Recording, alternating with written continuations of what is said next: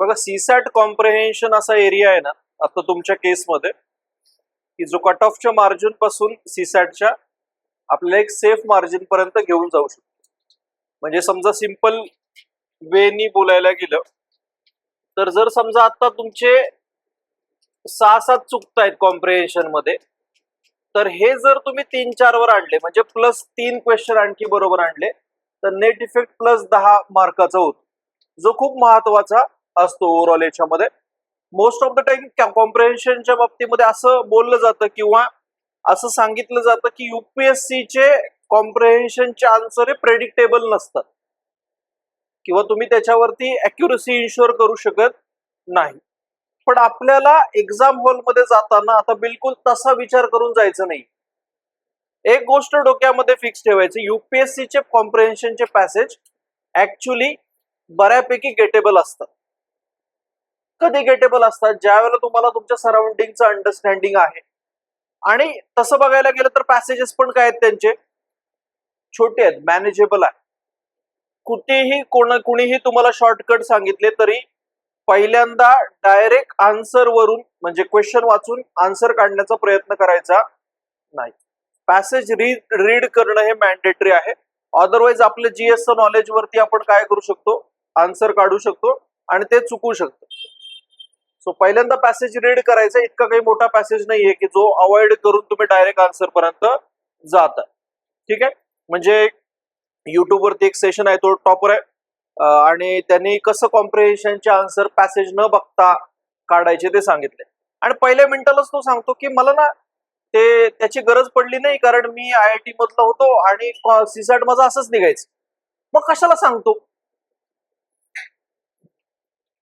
बघा, जी गोष्ट माणसाला सोपी वाटते किंवा सोपी असते ती इतरांना एक्सप्लेन करायला अवघड जात.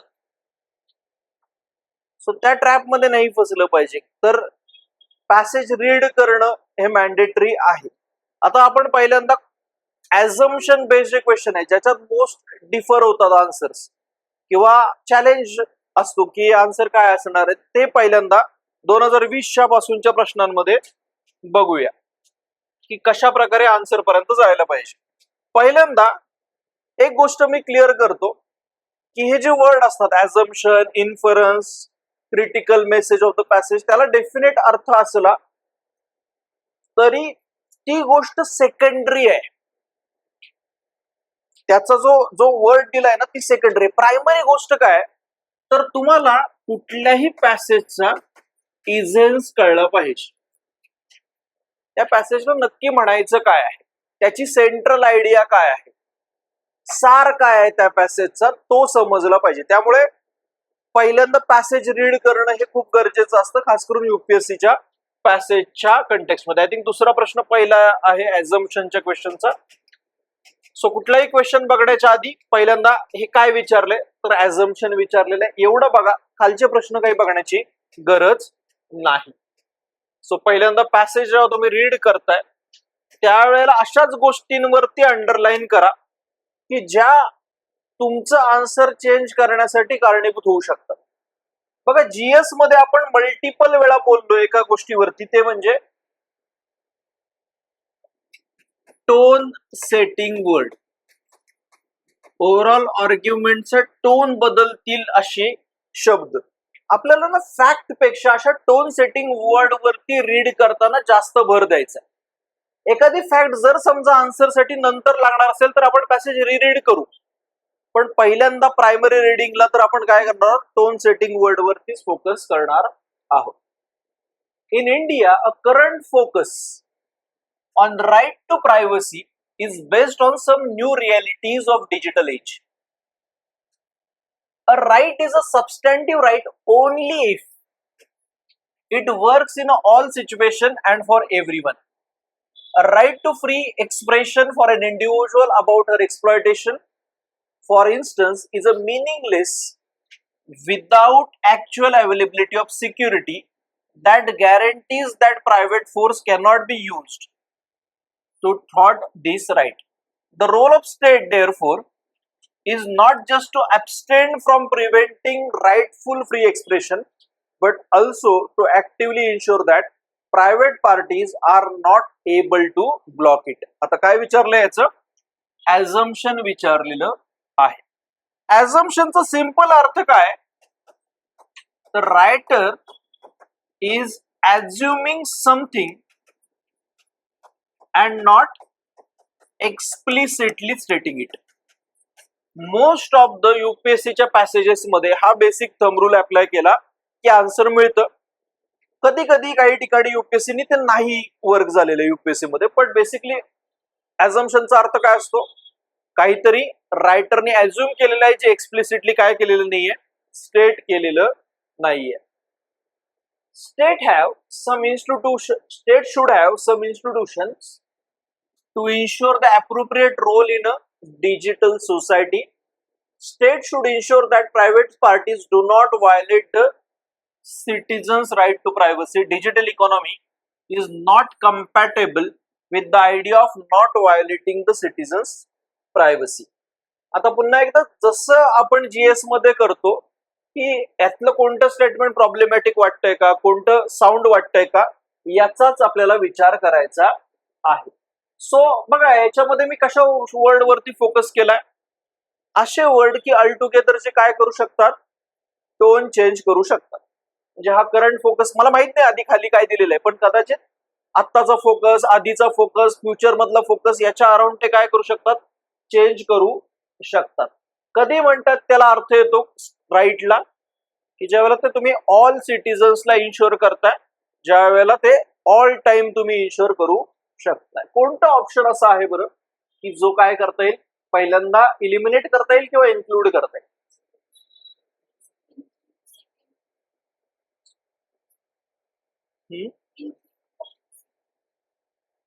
बघा ते काय म्हणतात की स्टेटने इन्शुअर केलं पाहिजे आमचे राईट टू प्रायव्हसी.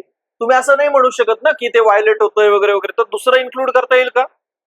की तिसरं जास्त कोणतं वाटतंय?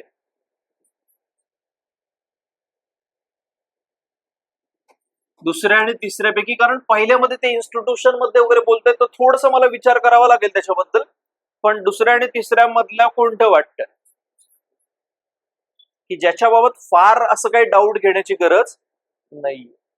सो समजा मी दुसरं ते पकडलं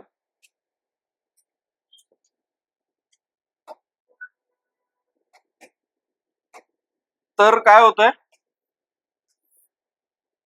सॉरी, दुसरं पकडतोय ना. तर तिसरं आपोआप काय होतंय? इलिमिनेट होत. का बरं तिसरं नाहीये?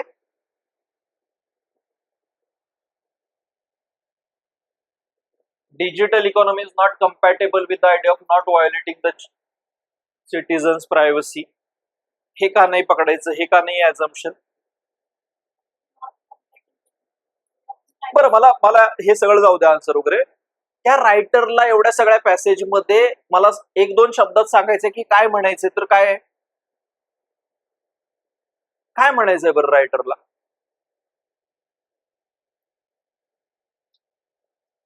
तर राईट टू प्रायव्हसी काय केलं पाहिजे? इन्शुअर केली पाहिजे, बरोबर. तो रायटर या बाबीने म्हणतोय का की राईट टू प्रायव्हसी कम्पॅटेबल नाही? उलट डिजिटल एज मध्येच तो काय म्हणतोय? राईट टू प्रायव्हसी इन्शुअर झाली पाहिजे. Is not compatible with idea of not violating the citizens' privacy. हे थोडंसं प्रॉब्लेमॅटिक वाटतंय. आता मला फोकस करायचंय पहिलं बरोबर आहे का? State should have some institutions to ensure its appropriate role in a digital society. बरोबर वाटतंय का? तर का? आणि चुकीचं वाटतंय तर का?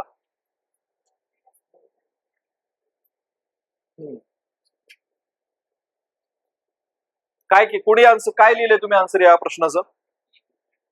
ओनली. बर मला सांगा तिसरं इन्क्लूड केलंय का कुणी आन्सर मध्ये? तिसरं नाही केलंय, बरोबर. म्हणजे ए किंवा डी पैकीच आन्सर लिहिले तुम्ही सगळ्यांनी. तर काय वाटतं?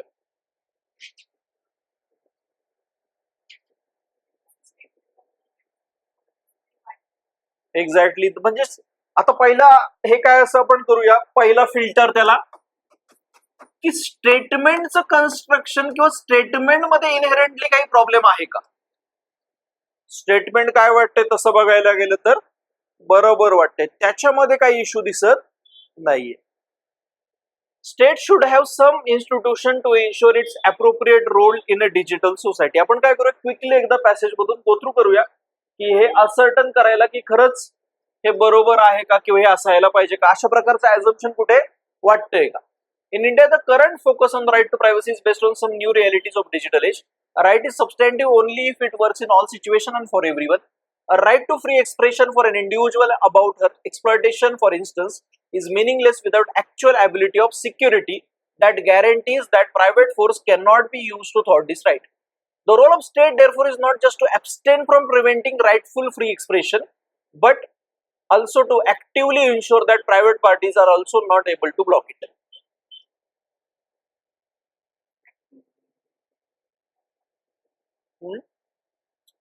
बघा, आता या स्टेटमेंटला डोक्यात ठेवून मी काय करतोय, पॅसेज पुन्हा रीड करतोय. आणि ज्या वेळेला मी रीड करत होतो त्यावेळेला मला दोन गोष्टी प्रॉमिनंटली अशा रिअलाइज झाल्या. त्या म्हणजे it is meaningless without actual ability of security that guarantees the private force cannot use to थॉट this right. The role of state, therefore, is not just abstain from preventing the rightful praise, but also to actively ensure that private parties are not able to block it. So they are telling it state to have a proactive role in the digital economy to ensure the right to privacy. आता त्या context मध्ये पहिलं statement बघा, state should have some institution to ensure its appropriate role in digital society. काय वाटतं आता? जर समजा मी तुम्हाला सांगतो की एक्झाम हॉलमध्ये प्रोसेसमध्ये हे पहिलं स्टेटमेंट बघितलं तर माझा असा विचार निर्माण होतो की इन्स्टिट्यूशन बद्दल ते काही बोललेले नाही. कुठे बोललेत का इन्स्टिट्यूशन बद्दल? बट डायरेक्टली तुम्ही पॅसेज रीड करून त्या स्टेटमेंटला बघितलं तर सुपरफिशियली प्रॉब्लेमॅटिक वाटतं. पण आता आपण पुन्हा एकदा या स्टेटमेंटच्या कंटेक्स्ट मध्ये पॅसेज रीड केल्यावर काय वाटतं? बरोबर वाटतंय. आणि आपण म्हटलं पहिला फिल्टर अप्लाय केलाय आपण, सेंटेन्स कन्स्ट्रक्शन कसं आहे, प्रॉपर आहे. समजा हा प्रश्न तुमचा चुकलाय तरी फार काही असं ब्लंडर नाहीये बघा. पण तुम्हाला आलंय का लक्षात स्टेप काय फॉलो केल्यात आपण? सो या प्रश्नातून आपण एक शिकलोय ते म्हणजे जे स्टेटमेंट आता लगेच डिसिसिव्ह नाही त्याच्यावर फार विचार नाही करायचा. आधी अशा स्टेटमेंट वरती फोकस करायचं की जे आपल्याला 50% पर्यंत नेईल. 50% झाल्यानंतर 100% तुम्हाला काय करायचंय, एक ऍडिशनल पुन्हा स्कॅन मारायचा आहे. आणि जेव्हा एका स्टेटमेंटच्या कंटेक्स्ट मध्ये तुम्ही तो स्कॅन मारता त्यावेळेला ते आन्सर मिळण्याचे जास्त चान्सेस असतात. आलंय लक्षात? सो स्टेप मिस करू नका. जर तुम्हाला हे पहिलं स्टेटमेंट पहिल्यांदाच बघितल्यानंतर बघा, मी एक्झाम हॉल मधलं पण तुम्हाला सांगतो हे प्रॉब्लेमॅटिक वाटतं. पण आपला पहिला फिल्टर काय, लाईक जीएस लँग्वेज कशी आहे. दुसरा फिल्टर काय बघितला की हा पॅसेजच्या कंटेक्स्ट मध्ये ते स्टेटमेंट किती लॉजिकल वाटतंय. क्लिअर? आता तुम्ही म्हणाल की नाही दिलेलं पॅसेज मध्ये कुठे दिलं institution, but basically that is assumption, कारण ते एक्सप्लिसिटली कुठेही स्टेट केलेलं नाही. कळलंय? इथे आहे का रॅशनल इन्फरन्स आहे?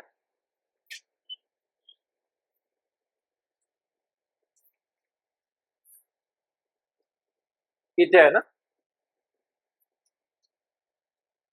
पुन्हा एकदा बघा मी कशावरती अंडरलाईन करतोय, त्याच्यावरून कदाचित आपल्याला आन्सर मिळणार नाही, पण तुमची रीडिंग त्याच प्रकारे असायला पाहिजे. Again steps, although this is a tone setting word, although most of the genetically modified crops cultivated now are genetically engineered for a single trait, in a future crops genetically engineered for more than one trait will be norm. Thus biotechnology's role in agriculture and regulation of the same cannot be understood solely in the context of current generation of GM crops. Instead, there is a need to take a comprehensive look, taking into account various aspects, including, ठीक है, so that the potential of technology can be harnessed while minimizing the negative impacts. Negative impacts, given the importance of biotechnology in developing varieties that can help in a climate change mitigation and adaptation, not using biotechnology as a part of climate change action plan cannot be an option. Domestic regulation of biotechnology cannot be viewed in isolation of trade policy and obligations under the various international treaties and conventions. With reference to above passage, the following assumption have been made. Biotechnologization is an evolving process. Participation of people is needed in the policy decisions. Biotechnology regulation should take into account socio-economic aspects in the decision making. Wider involvement of political executive in biotechnology regulation improves its effectiveness in dealing with the country's trade policies and international obligations, which is the first statement to eliminate. Fourth, काही आहे का logical sense त्याला? You get the answer. पण परत एकदा काय करायचंय, पहिलं आणि तिसरं रीड करायचंय. बघा आता हे रीड करतानाच मी दुसऱ्या स्टेटमेंटला काय केलं होतं, क्वेश्चन मार्क केला होता. पण फोर्थ स्टेटमेंटचा क्वेश्चन मार्क काय होता, मोठा होता. या छोट्या छोट्या गोष्टी आहेत बघा. कदाचित दुसरं स्टेटमेंट बरोबर असू शकतं, नंतर पुन्हा त्याच्यावर विचार करू. पण चौथं तर इन अ वे काय वाटतंय, जास्त प्रॉब्लेमॅटिक वाटतंय आणि त्याच्या बेसिसवर आपण आन्सर पर्यंत गेलो. ते कुठेच कशाबद्दल बोलले नाही, पार्टिसिपेशन आणि त्यातल्या त्यात पॉलिटिकल एक्झिक्युटिव्ह, इथं एक्सपर्टीज लागणार आहे आपल्याला, बरोबर. सो हा रिलेटिव्हली सोपा प्रश्न होता. आलाय सगळ्यांचं बरोबर. काय केलं,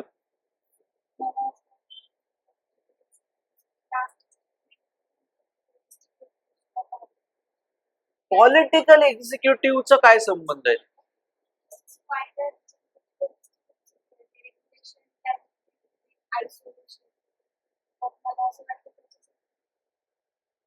डोमेस्टिक रेग्युलेशन आणि पॉलिटिकल एक्झिक्युटिव्ह म्हणजे कोण?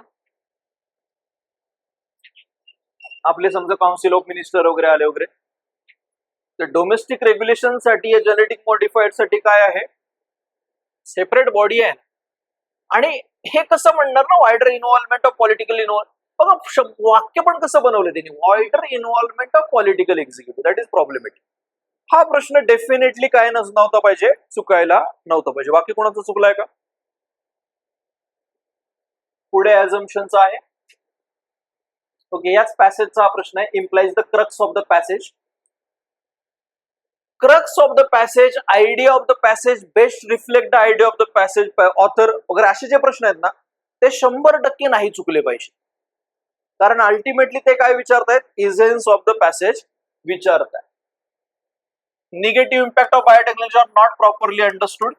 Biotechnology's role is not confined to current priorities of developing GF crops.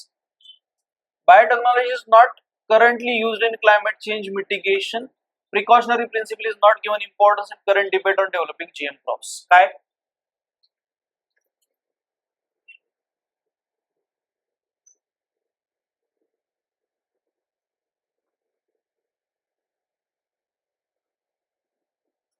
D eliminate होतंय, बरोबर. त्याच्याबद्दल म्हणजे फार काही असं क्रक्स नाहीये त्या पॅसेजचा. Biotechnology is not currently used in climate change, हा पण काही क्रक्स नाहीये, बरोबर. ते असं म्हणतात की ते त्याच्यामध्ये तुम्हाला काय करावं लागणार, उलट आणखी प्रॉमिनेंटली वापरावं लागणार आहे. सो ए आणि सी मध्ये मला काय करायचंय, ठरवायचं. काय आन्सर असायला पाहिजे?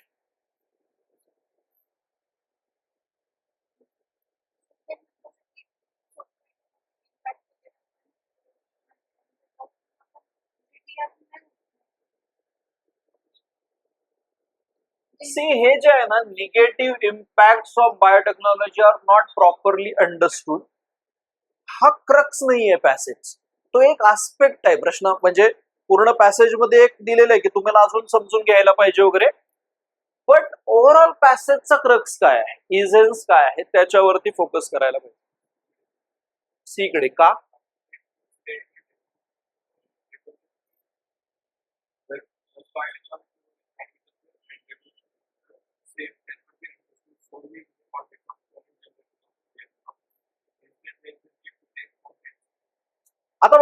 पुन्हा एकदा मला काय करायचंय, ए आणि सी पैकी एकच चूज करायचं ना, म्हणजे मी कितीपर्यंत पोहोचलोय आन्सरच्या 50% पोहोचलोय. मग या दोन स्टेटमेंटच्या कंटेक्स्ट मध्ये हे पॅसेज पुन्हा एकदा स्कॅन कर, क्विकली स्कॅन कर.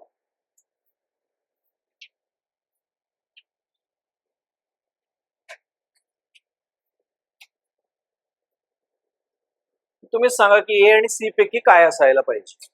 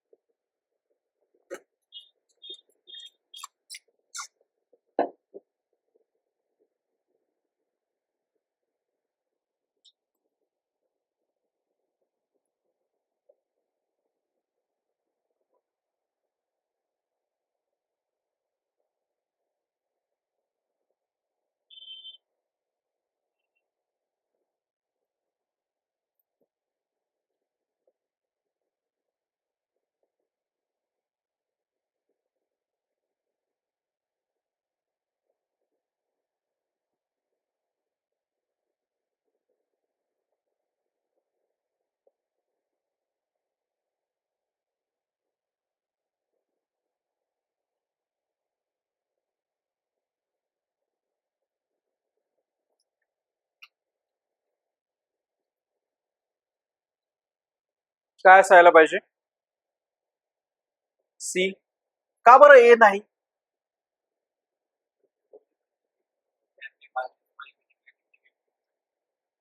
उलट प्रिकॉशनरी प्रिन्सिपलच जास्त आपण फोकस करतोय की त्याचा निगेटिव्ह इम्पॅक्ट काय, निगेटिव्ह इम्पॅक्ट काय. बघा डी कडे पण का नाही गेलो, तर त्याचं म्हणणं आहे की निगेटिव्ह इम्पॅक्ट समजण्यासाठी अजून काय करायला लागेल, कॉम्प्रिहेन्सिव्ह करायला पाहिजे. पण एकाच प्रकारे तुम्ही काय करताय, निगेटिव्ह इम्पॅक्ट हे करून घेता. So answer C. बघा आता हे वाचताना ना, हे पहिलं स्टेटमेंट मला असं वाटलं की हे क्रक्स नाहीये, त्यामुळे मी छोटा हे केला होता. पण नंतर काय अंडरस्टँड करायचंय, कुठल्या बघा इथला डॅश आणि इथला डॅश मध्ये फरक आहे. सो छोट्या छोट्या मार्किंग तुम्हाला काय करणार आहेत, आन्सर पर्यंत जाण्यासाठी मदत करणार आहे. स्टिक नाही राहायचं त्याच गोष्टीला जी आपल्याला आपण कन्सिडर केले. ओके, ऍझम्पशनचा पुढचा एक प्रश्न आहे. Private investment in general is volatile. Foreign private investment is more volatile because the available investment avenues are significantly greater. Therefore, the responsibility of providing employment cannot be left to foreign direct investment. The current FDI inflows are volatile over time and across sectors and regions, which is a necessary consequence of their search for highest returns. The adverse consequences are unstable employment and association of income and regional inequalities. The probable positive consequences of foreign investment is inflow of new technology and its subsequent diffusion. However, the technology diffusion is not at all certain because existing state of physical and human capital in India may prove inadequate for the diffusion. Relying on foreign investment in long term is not an economically sound policy. Policies must be undertaken to reduce the volatility in foreign private investment. Policies must be undertaken to strengthen the domestic private investment. Public investment should be given priority over private investment. Substantial public investment in education and health should be undertaken. Tell me first option to include or first option to exclude. Exclude, no. Why?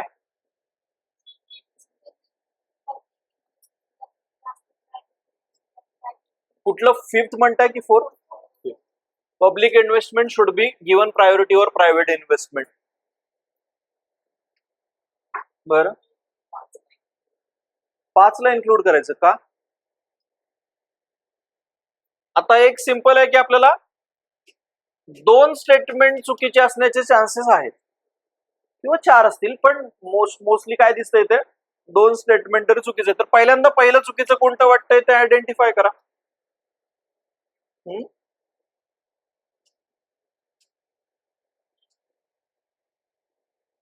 सांगा हे दुसऱ्या आणि तिसऱ्या statement बद्दल काय म्हणणं आहे तुमचं? Policies must be undertaken to reduce the volatility in foreign private investment. दुसरं स्टेटमेंट, आणि ते वाचताना मी असं छोटी टिक करून ठेवली, म्हणजे कदाचित ते चुकीचं वाटतंय मला. काय वाटलं असेल बरं मला चुकीचं? ते तुम्हाला वाटतंय का चुकीचं ते स्टेटमेंट?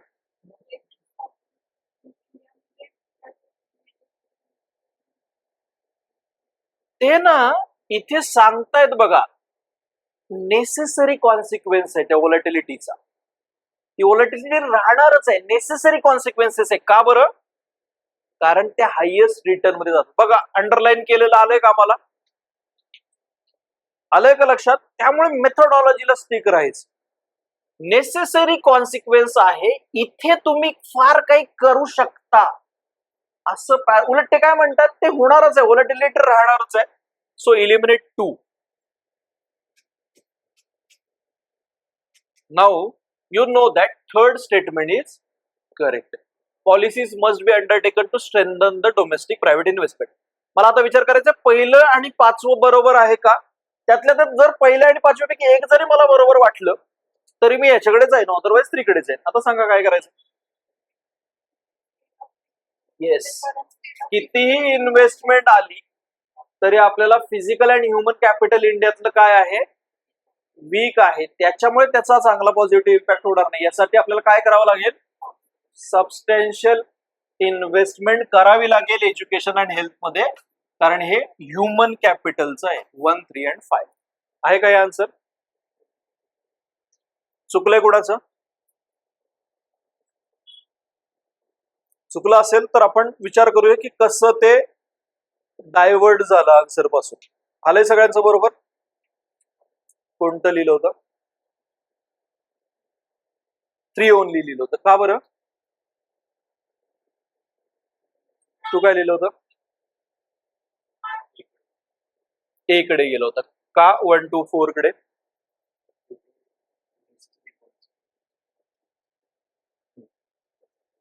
बघा एक सिंपल रूल पहिल्यापासून आपण हे लक्षात घ्या, डोक्यात काही गोष्टी फिट बसवा. एक, पहिल्यांदा काय विचारलंय डायरेक्टिव्ह बघायचा, क्वेश्चन वाचायचे नाही. काय डायरेक्टिव्ह आहे? ऍझम्पशन विचारलंय. रीड करताना कशाला अंडरलाईन करायचं? कुठल्याही फॅक्टला अंडरलाईन करायचं नाही. सी, तुम्ही युपीएससी ची काय करताय? सीसॅटचा पेपर सॉल्व्ह करताय, बरोबर? 4थी स्कॉलरशिप, 7वी स्कॉलरशिप सोडून आलोय आपण आधीच. एमपीएससी सोडले आपण, बरोबर? हे कशाचं आहे? युपीएससीचा. इथे तुम्हाला इजेन्स मॅटर करतो रॅदर दॅन प्रत्येक शब्दाचा अर्थ. फॅक्ट वरती फोकस नाही करायचा, टोन सेटिंग वर्ड वरती फोकस करायचा. आता इथं अंडरलाईन करताना बघा काय केलं मी? Probable, not at all certain, may prove, employment can not be left, in general, private investment is volatile. Private investment प्रॉब्लेमॅटिकच आहे असं त्यांनी नाही म्हटलेलं आहे. प्रायव्हेट इन्व्हेस्टमेंट मधली आणखी कोणती इन्व्हेस्टमेंट जास्त व्होलॅटाईल आहे? Foreign investment. ते पुढे बोलतात. सो त्याच्यामुळे या स्टेटमेंट वरती पण डाऊट घेता येतो या इन जनरल याच्यावर, की तुम्ही ती सोडूनच दिली पाहिजे, हीच प्रायोरिटाईज करायला पाहिजे, असं पॅसेज मध्ये कुठे तो टोन दिसत नाही. सो आलं का लक्षात? काय करायचंय? टोन सेटिंग वर्ड वरती फोकस करायचा. एकदा तो केला की तुम्हाला राईट आन्सर पर्यंत पोहोचायला मदत होईल.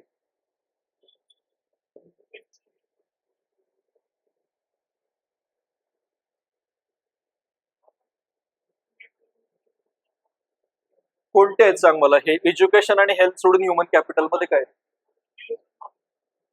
ह्युमन कॅपिटलची टर्म मग तुम्हाला माहित पाहिजे. फिजिकल आणि ह्युमन कॅपिटलचा अर्थ लक्षात आला पाहिजे, तर त्याच्यावरून ते आन्सर आहे.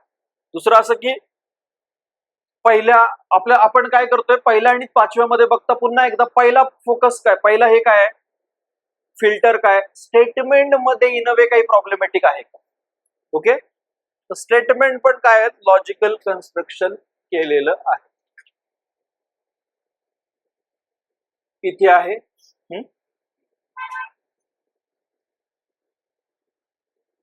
बघा, tone setting word. People will invest in education whenever they are granted the economic freedom to fully enjoy its benefit. Again, this is for obvious reason that return on education increases as the level of economic freedom rises. When people, thanks to lower tax rate, are allowed to retain most of the higher income that they gain from each incremental level of education, it makes eminent sense to invest in education. On the other hand, when the government decide to tax higher income of educated individuals at even higher rates, it makes very little sense to invest in educating oneself further. The same incentives apply to parents who decide on whether to invest in their children's education. Assumption: lower tax rate in a country invariably translate into greater investment in higher education.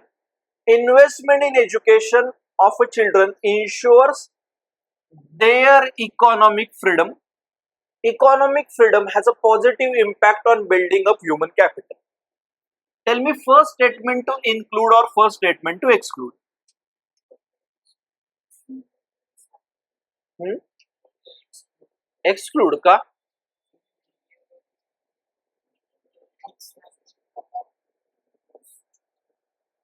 त्याच्यावर तसं बोलतायत ना, ते असं झालं तर मग तुम्ही टॅक्स रेट कमी केला तर ते करतील म्हणून. पहिल्याच्या बाबतीत आपल्याला पुन्हा पॅसेजला स्कॅन मारावं. पहिल्याला आपण सुरुवातीलाच नाही बाजूला करायचं. ठीक आहे, परत बघू. दुसरा आणि तिसऱ्यामध्ये काही आहे प्रॉब्लेमॅटिक?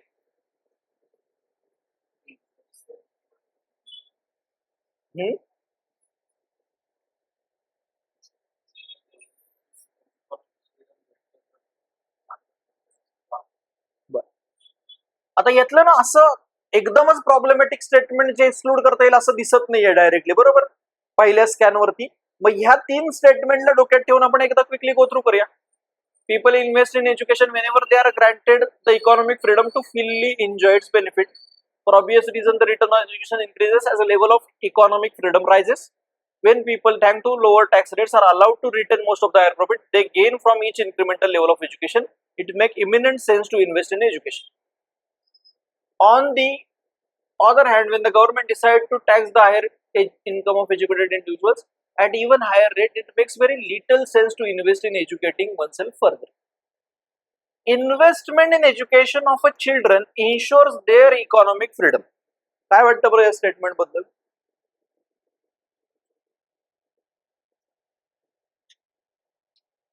किंवा तिसरं statement, economic freedom has a positive impact on building up human capital. First scan पहिली त्याला हे केलं की सेंटेन्स कन्स्ट्रक्शनच्या लेवलला काही इश्यू आहे का?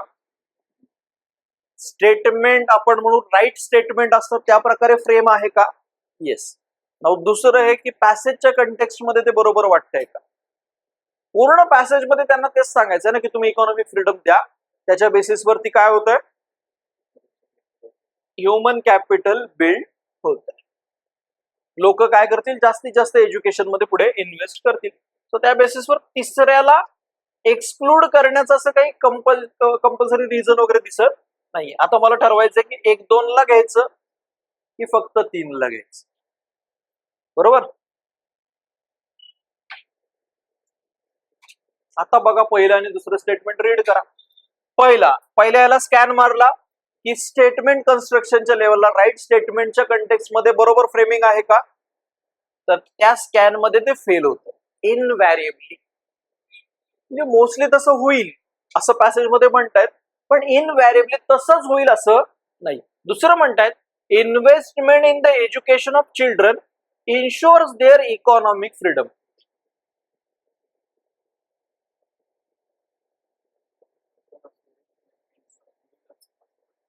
अजून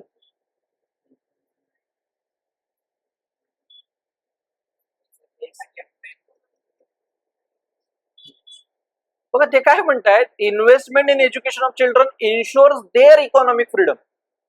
मुलांचं इकॉनॉमिक फ्रीडमचा हे नाहीये, उलट पालकांच्या इकॉनॉमिक फ्रीडमनी काय होईल, इन्व्हेस्टमेंट वाढ. पण त्यातल्या पहिल्या स्टेटमेंट वरती काय करायला पाहिजे होता, जास्त फोकस करायला पाहिजे होता. 3 ओनली. इथे चुकलंय का कोणाचं? 1 to 3 कडे गेलेलं आहे का? 1 to 3 कडे का बरं?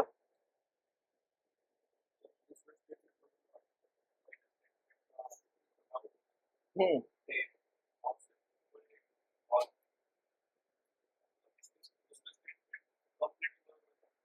दुसरं पहिल्या ह्याच्यात नाही प्रॉब्लेम वाटला.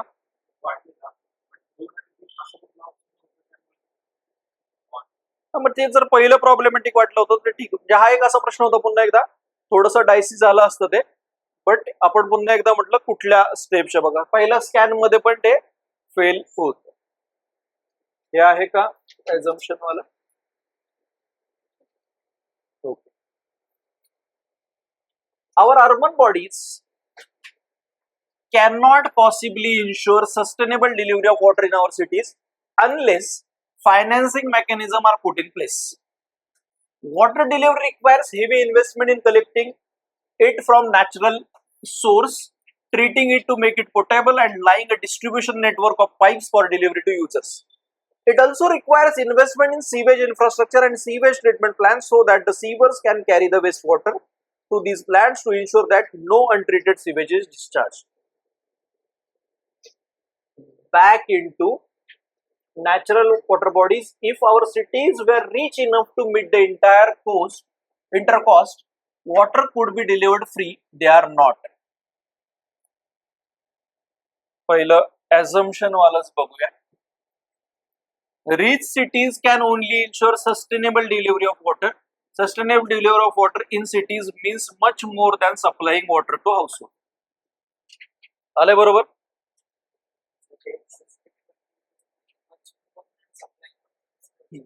कारण ते बघ इथे काय म्हणतात, water delivery requires heavy investment in collecting from natural source, treating it to make potable, laying a distribution network of pipes for delivery to users. It also requires investment in sewage infrastructure, sewage treatment. हे सगळं सांगतायत की याच्या म्हणजे जे तुम्ही फक्त विचार करताय की पाणी पोचवायचंय त्याच्या पलीकडे जाऊन ते फारच गोष्टी आहेत. इथे काय म्हणतात, much more than supplying water to household, म्हणजे आपल्या म्युनिसिपल कॉर्पोरेशनला वगैरे काय वाटतं पाणी पोचलं की झालं, पण पाण्यावरती ट्रीटमेंट करणं, वेस्ट वॉटर ट्रीट करणं, ह्या सगळ्या गोष्टी त्याच्यामध्ये येतात. सो ते डायरेक्टली म्हणजे पॅसेज मध्ये सांगितलेलं आहे.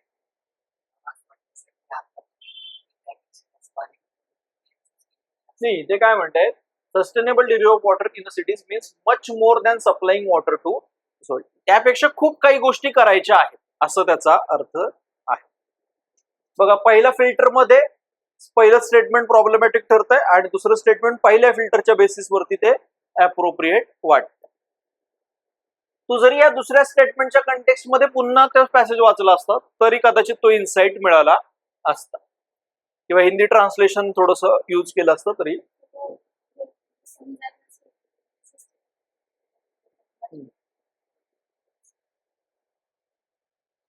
नाही पण ते म्हटलेत ना की हे एवढ्या एवढ्या गोष्टी करायला पाहिजे. इकडे अझम्पशन आहे पुन्हा एकदा, in India agriculture will engage about half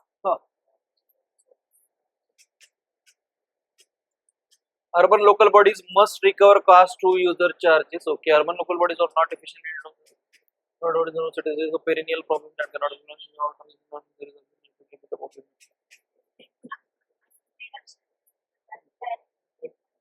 हा म्हणजे प्रॉब्लेम आपण ते काय म्हणतात की पैसे म्हणजे तेवढ्या हे नाही आहेत, रीच नाही आहेत ते की ते स्वतःहून नाही करू शकतात आणि कॉस्टली आहे त्याच्याच. पण बाकी तीन ऑप्शन एकदमच प्रॉब्लेमॅटिक आहे. ठीक आहे. 26 मध्ये आहे assumption. In India, agriculture still engages about half of the workforce and about 85% of the farms are small and marginal. Compared to China and Vietnam, which have experienced fast structural and rural transformation, India's story is slow transformation. As a result, poverty reduction in India was at a much slower pace. Compared to China and Vietnam, India's poverty reduction was slow but during it accelerated dramatically, almost 3 times faster than during earlier period. What did India do during this period? Research reveals that relative price scenario changed significantly in favor of agriculture in wake of rising global prices. This boosted private investment in agriculture by more than 50%.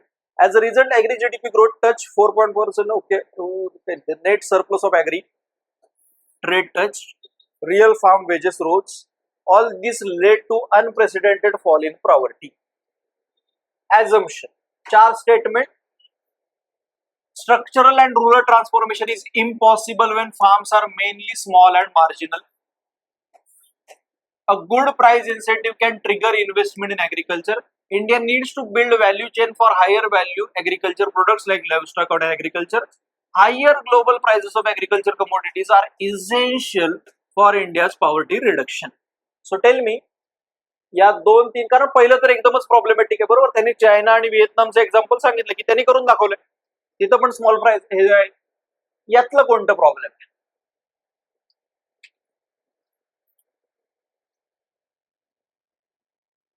जसं आपण passage मध्ये tone setting word बघतोय तसेच खालच्या statement मध्ये पण बघायची सवय ठेवायची आहे.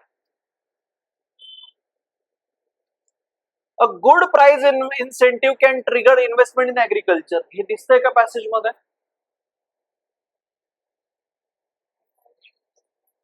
आणि त्याच्यानंतर इन्व्हेस्टमेंट वाढली. आता तुम्हाला ठरवायचं 4 आणि 3 पैकी कशाला पिक करायचंय. आता हे इंटरेस्टिंग आहे, कोणतं पिक कराल तुम्ही? ओके, पण मग हे कुठं म्हटलेत की लाईव्ह स्टॉक आणि हॉर्टिकल्चर मध्ये हे करा? म्हटलेत तसं कुठे म्हटलेत सांगा?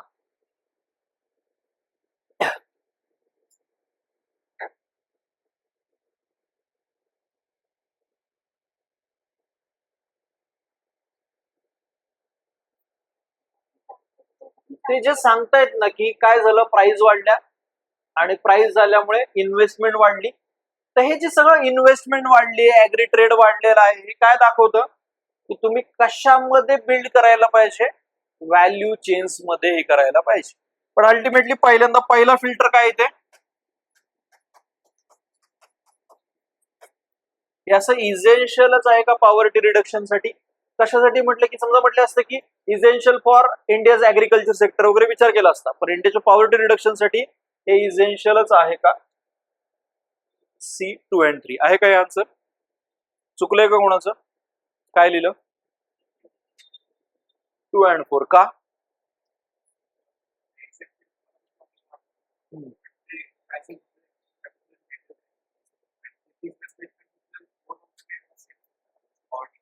बघा ते काय म्हणतायत हे बघा, दुसरं स्टेटमेंट आणि फोर्थ स्टेटमेंट. जर प्राइस इन्सेंटिव्ह मिळाला तर इन्व्हेस्टमेंट वाढते, तुम्ही ऍग्री लॉजिस्टिक वगैरे सारखं इम्प्रूव्ह होतं.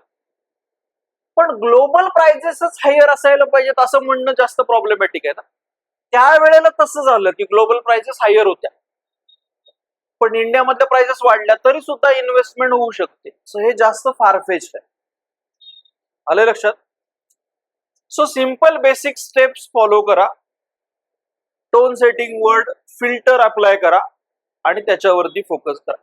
दुसरं बरोबर आहे ना, गुड प्राइस इन्सेंटिव्ह, पण good price incentive from foreign market असंच असायला पाहिजे का? प्राइस इन्सेंटिव्ह कुठूनही येऊ दे, त्यावेळेला त्या कंटेक्स्ट मध्ये काय झाला? ग्लोबल प्राइस वाढल्या होत्या, पण ते त्यावेळेलाच वाढल्या होत्या. ते प्रत्येक वेळेलाच इसेन्शियल असेल असं नाही.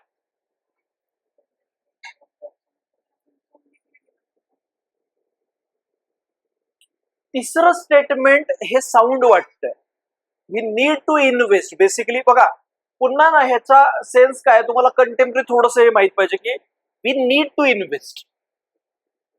की ऍग्रिकल्चर मध्ये आपलं काय बेसिकली लॅक आहे, आपण इन्व्हेस्ट करत नाही ऍग्रिकल्चर मध्ये, तितका हाच मेजर प्रॉब्लेम आहे. त्यामुळे तिसऱ्या स्टेटमेंटवर प्रॉब्लेम वाटत नाही. पण हा अर्थात तो ट्रू ओनली असतं तर कदाचित आपल्याला जास्त विचार तिसऱ्या स्टेटमेंटवर करावा लागला असतो.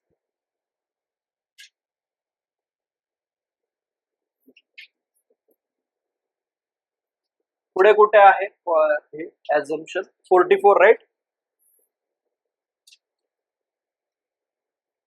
In India, authorities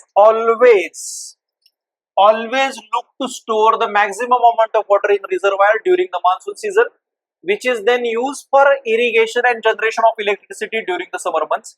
It is internationally accepted practice that water level of a reservoir should be kept below a certain level before the onset of monsoon season.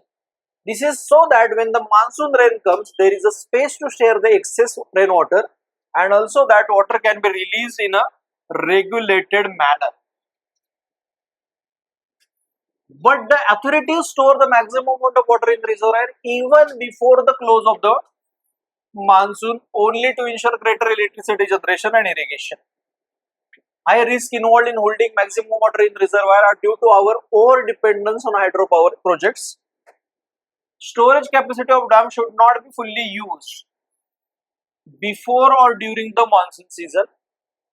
Role of dams in a flood control is underestimated in India.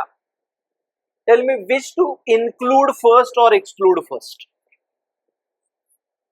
Second, include. का बरं?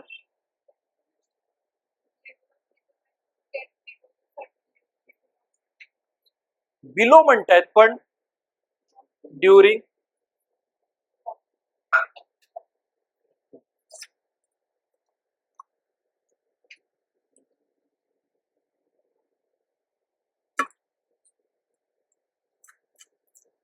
if I have to include the first, I will include 3. जर मला कुठलं include करायचं झालं 3, कारण overall ते त्याच्याबद्दल बोलतात की डॅम्स हे तुमचे काय असू शकतात, फ्लड कंट्रोलचा एक चांगला मेकॅनिझम असतो, पण आपण ते काय करत नाहीये, त्याचा विचारच करत नाहीये. आता तुम्हाला विचार करायचं पहिलं आणि दुसरं दोन्ही बरोबर आहेत का? काय करणार?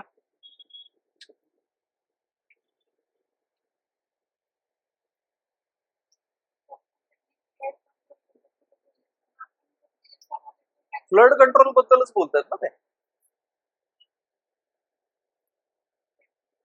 That is basically assumption. तेच प्रॉब्लेम काय होतो या सगळ्याचा, की डॅम भरल्यानंतर काय होणार आहे, ओव्हरफ्लो होऊन फ्लड येणार आहे.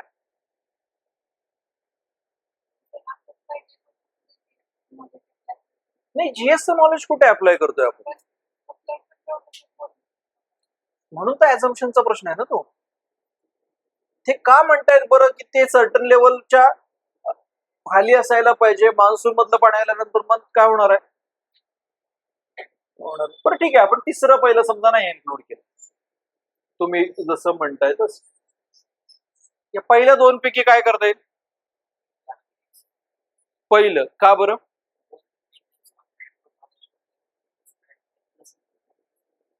ते म्हणतायत ना की हे सगळं कशासाठी करतो आपण?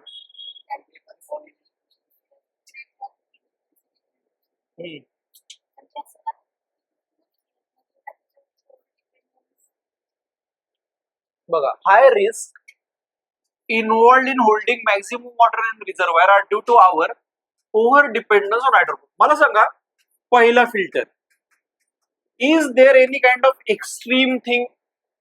असं काही प्रॉब्लेमॅटिक आहे का त्याच्यामध्ये? नाहीये, बरोबर. आता मला विचार करायचा की असं दिलंय का किंवा असं ॲझम्पशन आहे का? Authorities always look to store the maximum amount of water in reservoir during the monsoon season, which is then used for irrigation and generation of electricity during the summer months. Last, परत, only to ensure greater electricity generation and irrigation. मग आता घ्यायचं का पहिलं? घ्यायचं. आता पहिलं तिसऱ्या स्टेटमेंट वरती विचार करा.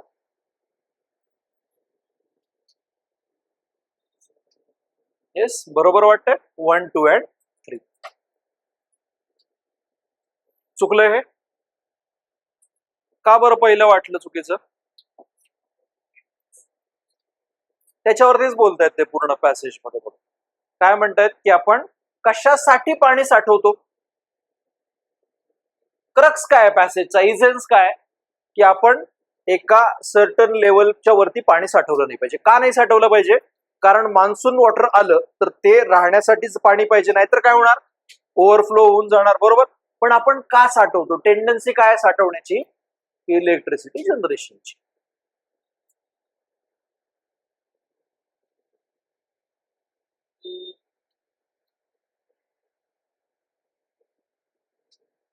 Economic liberalization in India was shaped largely by economic problems of the government by than the economic priorities of the people or by long-term development objectives.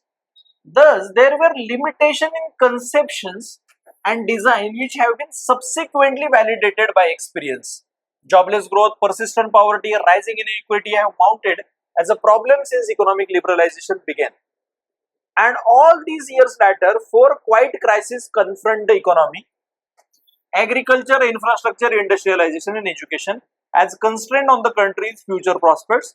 These problems must be resolved if economic growth has to be sustained and transformed into meaningful development.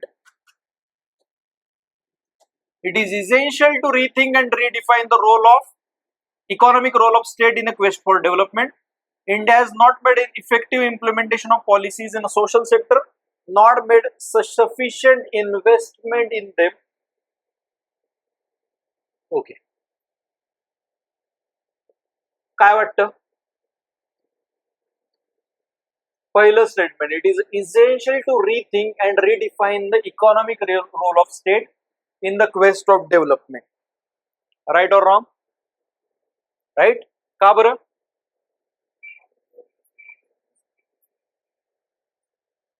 बघा, पहिल्यांदाच ते सांगतात, clear करतात, economic liberalisation and was shaped largely by economic problem of government. गव्हर्नमेंटचा role काही नाहीये, design आणि conception मध्ये पण प्रॉब्लेम होता.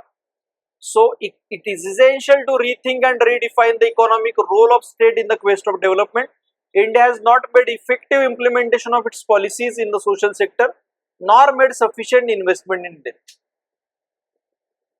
आता ह्या दुसऱ्या स्टेटमेंट बद्दल काय वाटतं?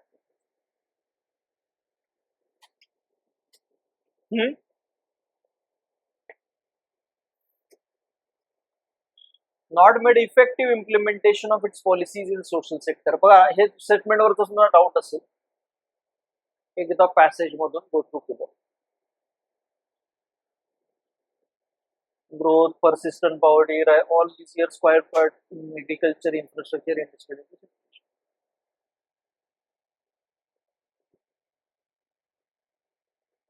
राईट का?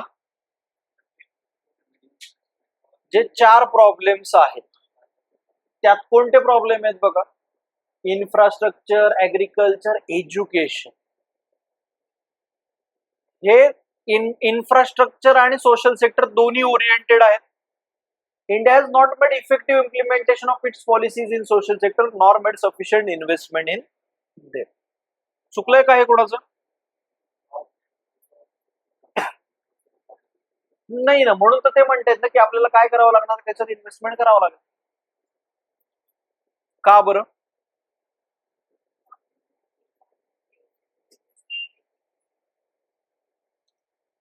नाही, काय म्हणतात बघा, nor made sufficient investment in. आता हे स्टेटमेंट राईट कन्स्ट्रक्शनच्या लेवलला, आपल्या फर्स्ट फिल्टरच्या लेवलला बघा, असं म्हणतात का ते, India has not made investment at all in the social sector, not made sufficient investment.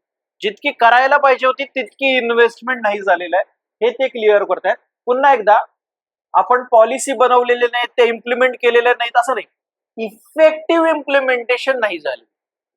So जे तुम्ही अप्लाय करता ना बाकीला, तिथंच ते रिव्हर्स वेने अप्लाय करून बघा. काय म्हणतायत ते?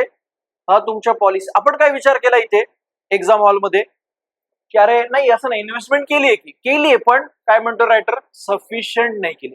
आणि म्हणूनच ते वरती म्हणतात ना, एवढे मोठे प्रॉब्लेम आपल्याकडे आहेत. आलं लक्षात? अजून ऍझम्पशनच आहे का?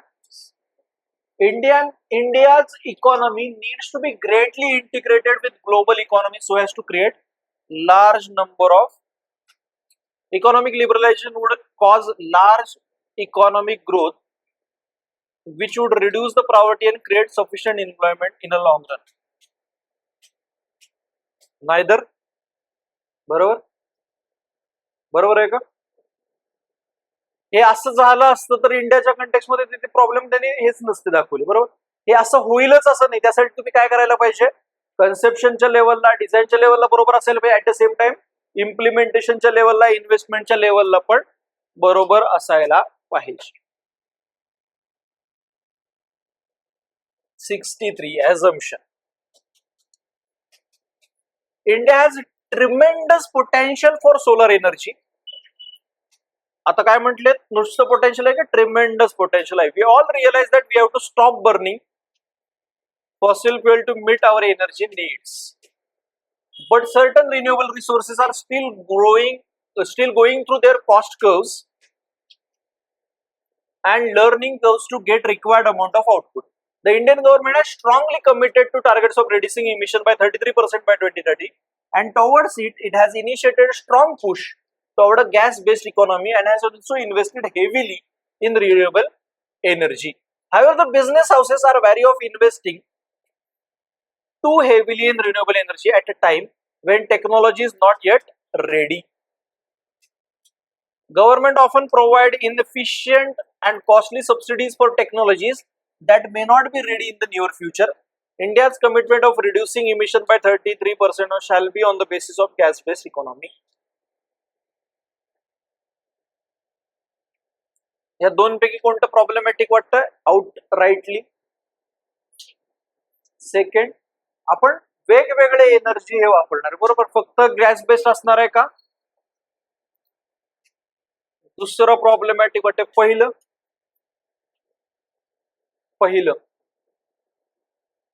Government often provide insufficient and costly subsidies. पुन्हा एकदा दोन गोष्टी बघा.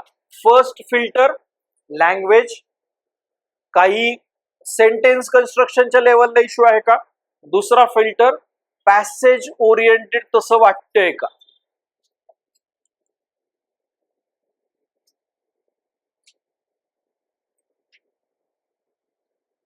गव्हर्नमेंट ऑफन प्रोव्हाइड, बघा शब्द काय वापरलाय? Often provide. इनइफिशियंट प्रोव्हाइडच करत नाही असं म्हटलंय का? Often provide inefficient and costly subsidies for technology that may not be ready in the near future. So पहिला आपला जो लेन्स आहे ती कव्हर कर, म्हणजे ते पास होते काही. येस. आता दुसरं असं म्हटलंय का पॅसेज मध्ये? असं ऍझम्पशन आहे का रायटरचं? ते काय म्हणतायत की बघा मी आता काय केलंय, steel going through cost curves and learning curves, very of investing heavily in renewable energy at time when technology is not eight ready. मग अशा वेळेला कुणी सपोर्ट करणं, कुणी धक्का देणं गरजेचं असतं? गव्हर्नमेंटनी. ते होत नाहीये म्हणून लोक काय करत नाहीयेत? इन्व्हेस्ट करत नाहीत. बघा सबसिडीचा रोल काय असतो? To promote production, to promote consumption, to promote distribution, बरोबर. या ज्या इकॉनॉमिक ऍक्टिव्हिटीज आहेत ते प्रोडक्शनच का होत नाहीये? कारण मार्केटमध्ये अजून ते कॉस्ट कर प्रॉपर झालेला नाहीये आणि गव्हर्नमेंटचा सपोर्ट अजून दिसत नाही. सो आलं होतं का हे बरोबर? काय लिहिलं होतं? नाही. आता आलंय का लक्षात की काय करायला पाहिजे होतं? सिंपल टू स्टेप व्हेरिफिकेशन जे आपण म्हणतो ना, ती प्रोसेस आहे बघा. पहिलं स्टेटमेंटला त्या मेरिट वरती बघा लँग्वेजच्या, दुसरं मग पॅसेज मध्ये काय सांगितलं.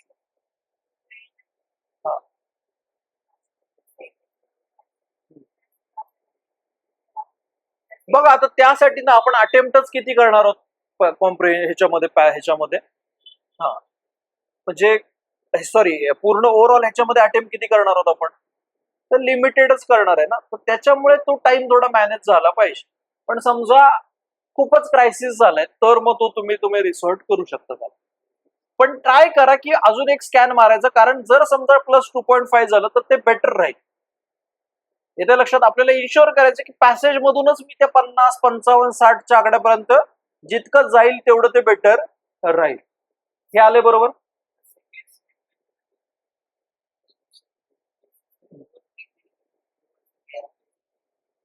हा बरोबर. आता ते काय म्हणतायत?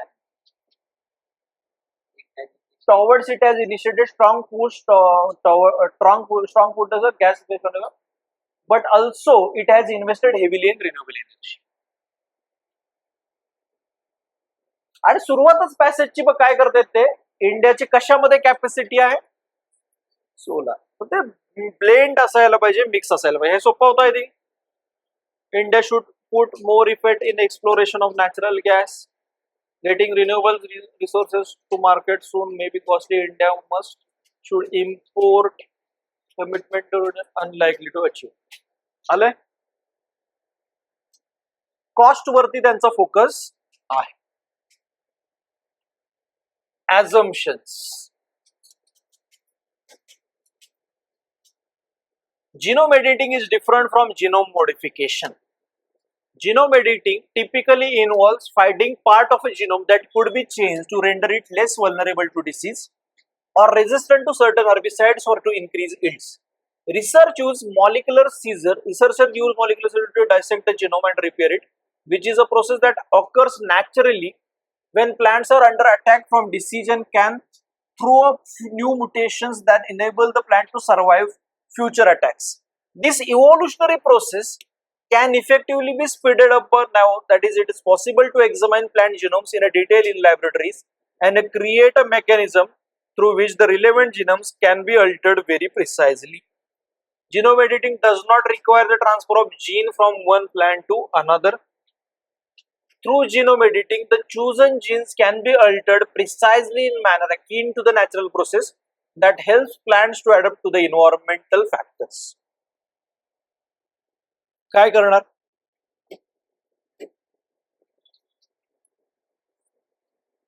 सेकंड स्टेटमेंट बरोबर वाटतंय? त्यात ते म्हटलेत पण बरोबर. ऑकर्स नॅचरली, हे नॅचरली होतं आणि त्याच नॅचरल प्रोसेसला एक प्रकारे ते काय करतायत, त्या प्रकारे स्वागत आहे. या दुसऱ्या स्टेटमेंट मध्ये कोणाला प्रॉब्लेम वाटला होता का? पहिला स्टेटमेंट,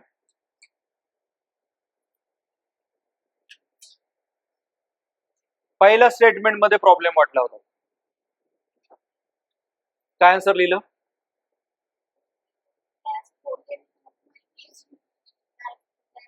आलं मग आन्सर.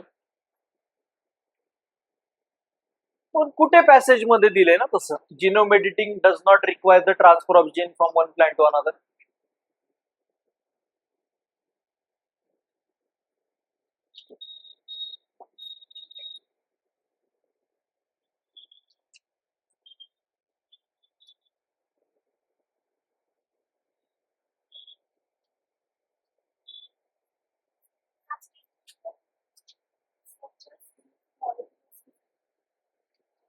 ते तिथेच काय करतायत त्याच्यामध्ये करतात आणि पहिलं कशापासून ते वेगळं आहे असं सांगतायत, मॉडिफिकेशन. मॉडिफिकेशन मध्ये तुम्हाला काय करावं लागतं, ते चेंज करावं लागतं. अर्थात परत एकदा थोडस जीएसचं नॉलेज, त्या दोन प्रोसेस मधला डिफरन्स हा एक्सपेक्टेड होता, कारण ते रायटरने काय केलंय, ऍझ्युम केलेलं आहे.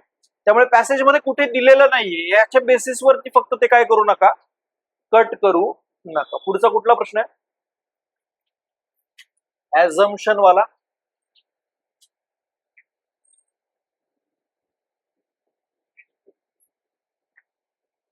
Next paper. मला तुम्ही सांगा आता मी कुठल्या टोन सेटिंग वर्डला अंडरलाईन करायला पाहिजे वाचताना? Approximately 80% of all flowering plant species are pollinated by animals. कशाला करायला पाहिजे? Approximately. But the main pollinators are insects. Pollination is responsible for providing us with a wide variety of foods as well as many plant-derived medicines. At least 1/3 of the world's agriculture crops depend upon the pollination. Bees are most dominant taxa when it comes to pollination, and they are crucial to more than 400 crops. Pollination is essential to service. That is a result of intricate relationship between plant and animals, and the reduction or loss of either affects the survival of both. Effective pollination requires resources such as refuges of pristine natural vegetation. Assumption. Sustainable food production of India's cereal food grain is impossible without the diversity of pollinating animals. Monoculture of horticulture crop hampers the survival of insects. Pollination becomes scarce in cultivated areas devoid of natural vegetation. Diversity in insects induces diversity in plant. So 3 and 4 is basically correct. I don't have to think about it. Second, monoculture of horticulture crop hampers the survival of insects.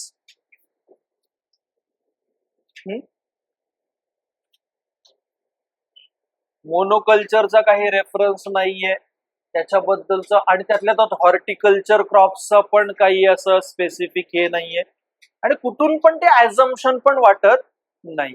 हे फार fetch होईल. बरोबर, हे statement बरोबर आहे का factually? म्हणजे आपल्या जीएसच्या नॉलेजवरती हे फॅक्च्युअली बरोबर आहे का? बरोबर आहे ना. तसं म्हणजे आपण जीएस मध्ये समजा आलं स्टेटमेंट हे बरोबर कन्सिडर करून पॅसेजच्या कंटेक्स्ट मध्ये ते वाटत.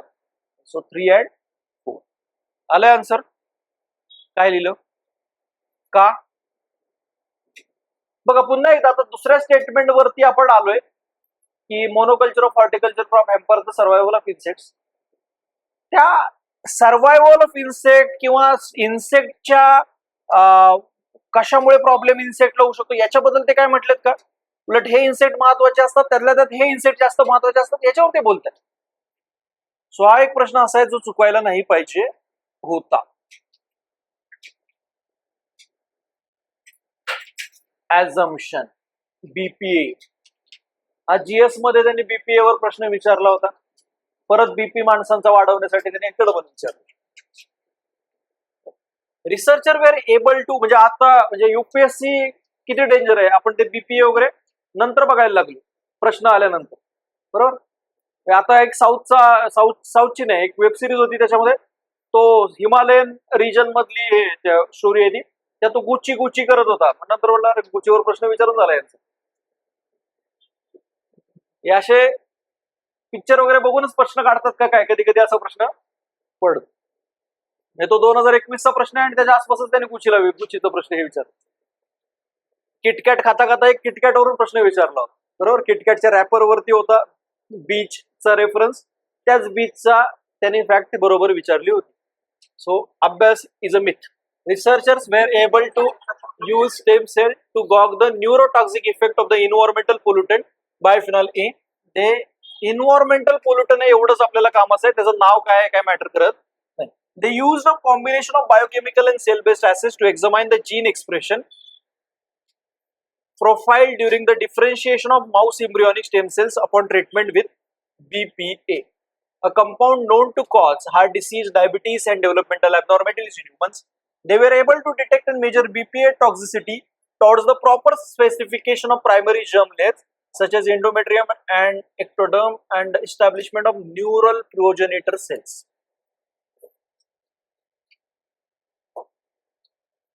Biochemical and cell-based assays are useful in finding out treatment for pollination-induced diseases. Embryonic stem cell could serve as a model to evaluate the physiological effect of environmental pollution. आता इथे बघा ते ना diagnosis साठी वगैरे काम, ट्रीटमेंट हा एक प्रॉब्लेमॅटिक वर्ड आहे. एक टिपिकल जीएस सारखं फ्रेमिंग आहे बघा. त्यामुळे तो कॉम्प्रिहेन्शनचे प्रश्न इम्प्रूव्ह झाले, त्याचा जीएस ला पण फायदा होतो.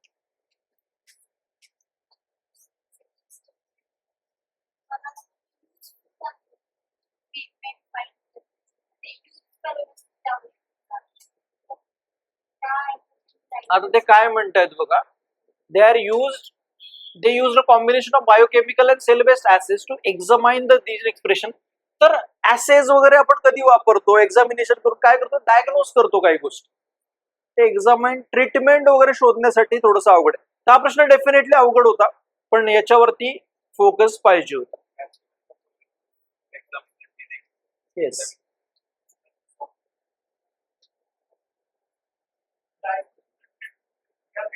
येस. डायग्नोसिस म्हणजे कोणता आजार झालाय, ट्रीटमेंट म्हणजे काय हे करणार त्याला. एखादी गोष्ट डायग्नोज करू शकते, पण ट्रीटमेंट हे थोडस फार फेस्ट होतं. हा डिफिकल्ट प्रश्न होता, पण पुन्हा एकदा रीडिंग जीएस मध्ये आपण जे म्हटलं एवढं सगळं हे केलेलं आहे त्याच्या बेसिसवर यायला पाहिजे होता.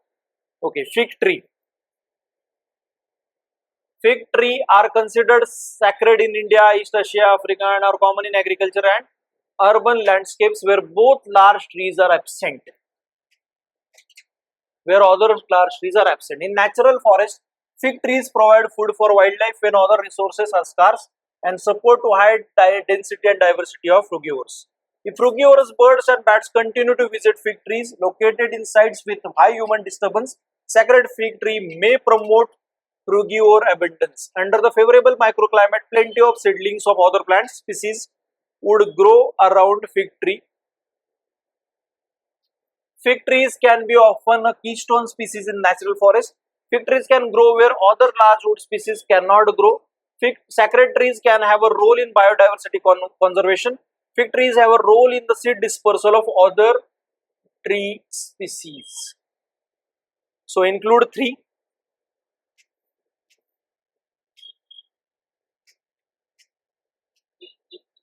When you include 3, you just have to decide between first and fourth, right? So fourth आणि फर्स्ट वाटतंय का लॉजिकली सेन्सिबल? त्याच्यावरतीच ते बोललेले आहेत 1 and 1, 3 and 4. हे चुकलंय कोणाचं? हा सोपा प्रश्न होता. ऍझम्पशन नाहीये. पुढे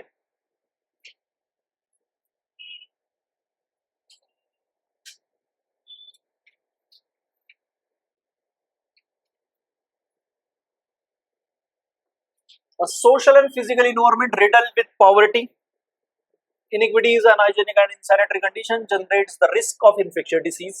Hygiene has different levels: personal, domestic, community hygiene. There is no doubt that personal cleanliness brings down the rate of infectious disease, but the entry of market into this domain has created a false sense of security that gets conditioned and reinforced by the onslaught of advertisements.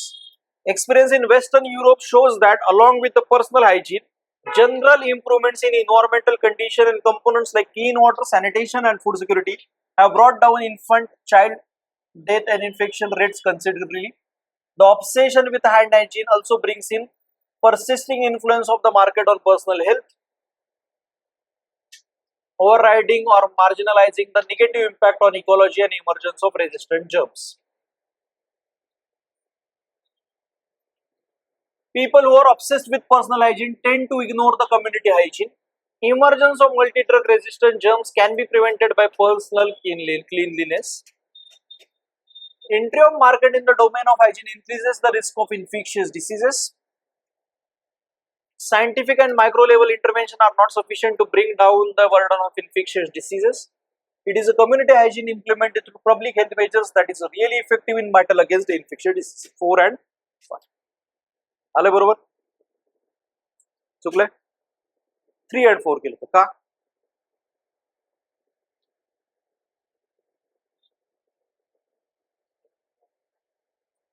Entry into market has created a false sense of way, पण त्याच्यामुळे infectious disease झालेले आहेत असं नाही.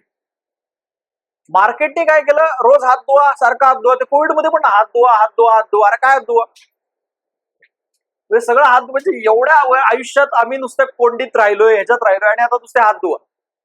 तो sense of हे develop झालेला आहे. बरोबर, ते प्रॉब्लेमॅटिक आहे. म्हणजे ते इंटरेस्टिंग आहे की तुम्ही समजा एखादा डेटॉल पुन्हा पुन्हा वापरत असाल, एखादं हे वापरत असाल, तर ते जर्म्सला पण सवय होते आणि नंतर त्याचा काही फायदा होत नाही. सो ते काय म्हणतात की आपल्याला असं वाटतं सिक्युअर 99.9% सुरक्षित आहे. सो ते इंटरप्रिट प्रॉपरली थोडंसं करायला पाहिजे होतं. तू 3 and 4 घेतलं बरोबर. 5 स्टेटमेंट वरती थोडासा, 5th स्टेटमेंट वरती थोडा जास्त फोकस पाहिजे होता. This is a more we can see a comprehensive. एक इसेन्स क्रक्स या पॅसेजचा 5th स्टेटमेंट आहे, जो रिफ्लेक्ट करतोय की पॅसेजला नक्की काय म्हणायचं. 9ता चुकायला पाहिजे. ठीक आहे, बघा आतापर्यंत 1-2 प्रश्न असे होते की जिथे मी म्हटलं ठीक आहे चुकू शकतात, पण ओव्हरऑल कुठे बरोबर यायला पाहिजे याचा विचार करा. पुढे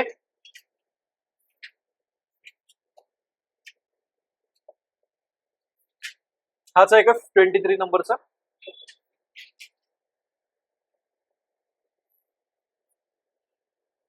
बरोबर ना. Policy makers and media have place the blame for sky rocketing. बघा हे पण इंटरेस्टिंग आहे. कोणी पॅसेज म्हणजे रायटरचं म्हणणं आहे का हे पण बघायला पाहिजे. Policy makers and media have place the blame for sky rocketing food prices on variety of factors including high fuel prices, bad weather in key food producing countries, and diversion of land to non-food production. Increased emphasis, however, has been placed on surge in demand for food from most populous emerging economies. It seems highly probable that mass consumption in these countries would well be well poised to create a food crisis. Oil producing countries are one of the reasons for high food prices. If there is a food crisis in the world, in the news report, it will be in emerging countries. काय answer आहे?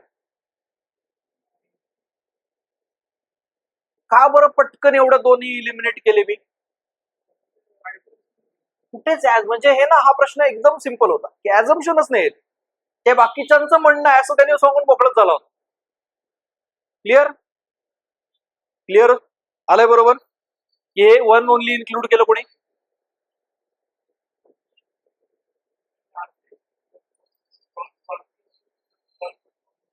काय होतं? One of the reason म्हणजे काही problem नाही ना, statement तर आहे प्रॉब्लेम म्हणजे बरोबर. Yes yes. इथलं बघूया 24 नंबरचं, central message of the modern development economies. कुणाचा मेसेज आहे? is that importance of economic growth by which meant growth in gross domestic product. In theory, rising GDP creates employment and investment opportunities. As income grow in a country where the level of GDP was once low, household, communities and government are increasingly able to set aside some funds for production of things that make for a good life. Today, GDP has assumed such a significant place in the development lexicon that if someone mentions economic growth, we know that they mean growth in GDP. Rising GDP is essential for country to be developed country. Rising GDP guarantees a reasonable distribution of income. आले बरोबर?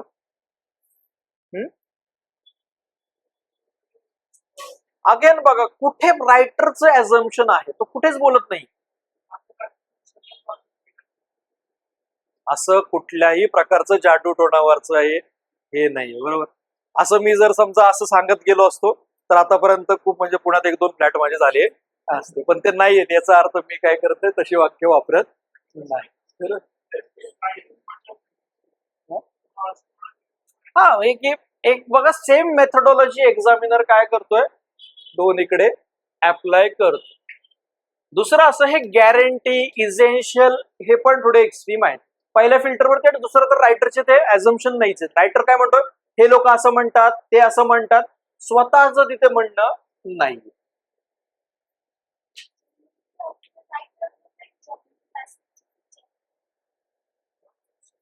ऍझम्पशन कोण करतो? जो right करतो त्याचे ऍझम्पशन असते. ठीक आहे.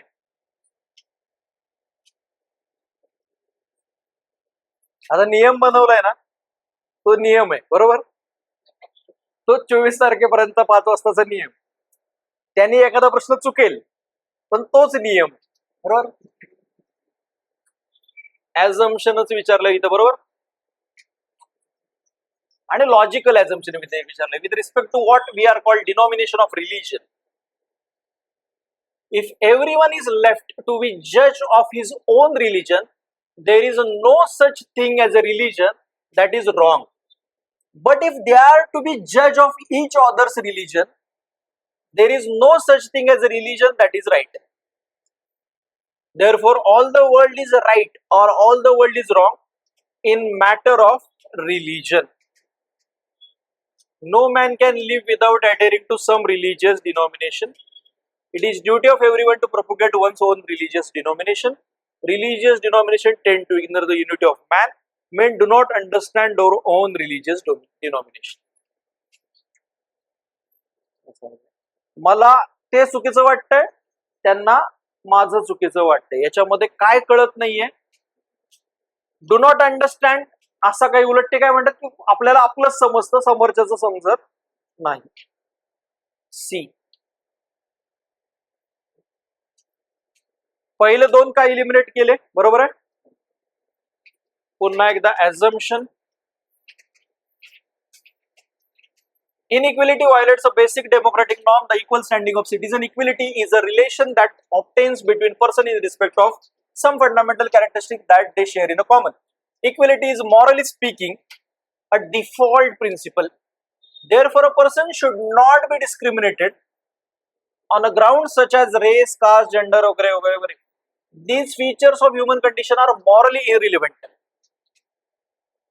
The idea that one should treat person with respect not only because of some of this person possess some special features or talent, for example, skilled cricketer, gifted musician, but because persons are human being is by now a part of common sense morality.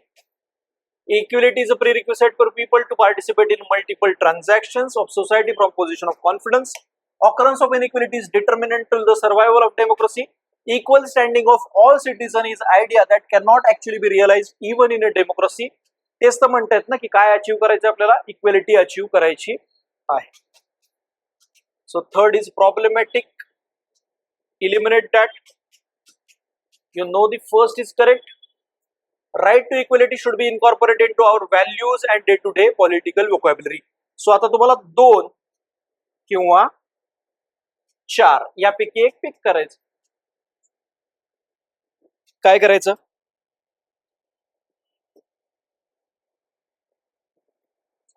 4. पुढे 2 पिक केलंय. का बरं 2 नाही घ्यायचं? बघा, वाचतानाच मी त्याच्यावरती question mark raise केला होता. Occurrence of inequality is detrimental to the survival of democracy. C passage बोलतोय की equality is a default principle. म्हणजे काय? इक्वेलिटी ही असायलाच पाहिजे कुठल्याही कंडिशन मध्ये, पण त्याच्यामुळे जर समजा इक्वेलिटी नाही आहे आणि इनइक्वेलिटी आहे तर हे डेमोक्रेसी सर्व्हाइव्हच होऊ शकत नाही असं पॅसेज मध्ये कुठे सांगितलेलं नाही. तसं असतं तर इंडियन डेमोक्रेसी सर्व्हाइव्हच झाली नसती. The right to equality should be incorporated into the values and day-to-day political vocabulary. का बरं? कारण it is a default principle आणि तुम्ही इक्वल का ट्रीट केलं पाहिजे लोकांना? कारण ते माणूस आहेत. यासाठी ती वोकॅब्युलरी काय करायला पाहिजे एक प्रकारे. म्हणजे आपण काय करतो बघा, ऍज अ इंडियन माणूस कुठल्या पोझिशनला आहे वगैरे याच्यानुसार ट्रीट करायला लागतो. म्हणून ते म्हणतात की should be incorporated on or. पण जरी दुसऱ्यावरती फोकस केला असता तरी उत्तर आलं असतं. क्लिअर? बाकी कोणाचं चुकलंय का?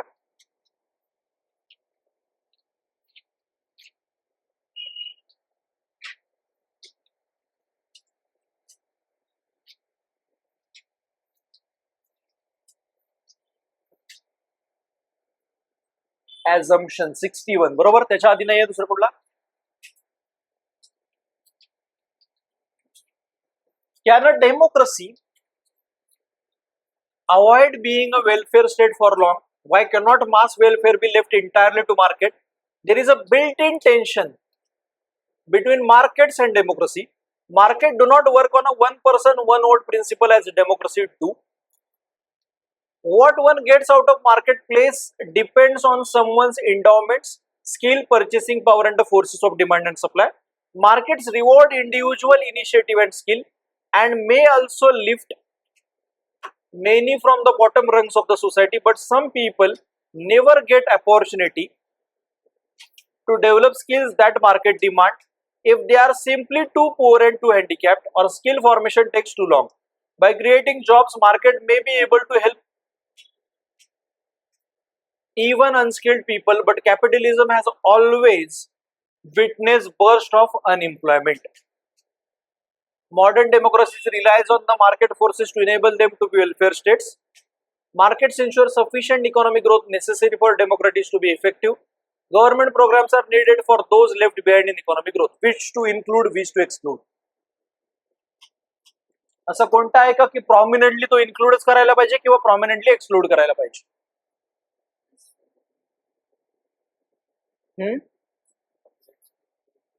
बरं, अजून तिसरा इन्क्लूड करायला पाहिजे. Very good. तिसरा अजून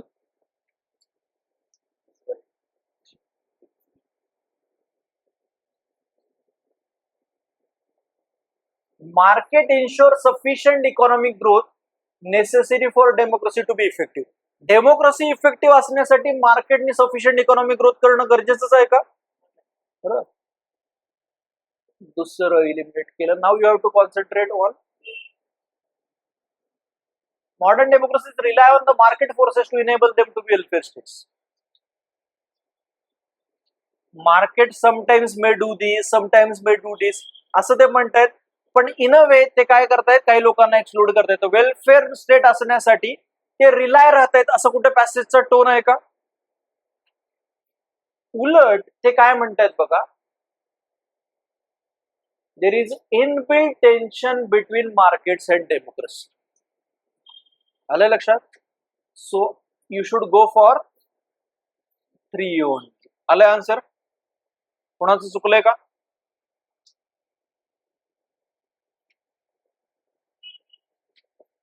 Sums up most of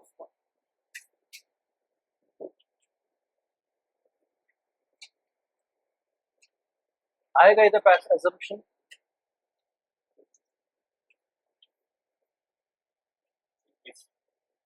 direct equation.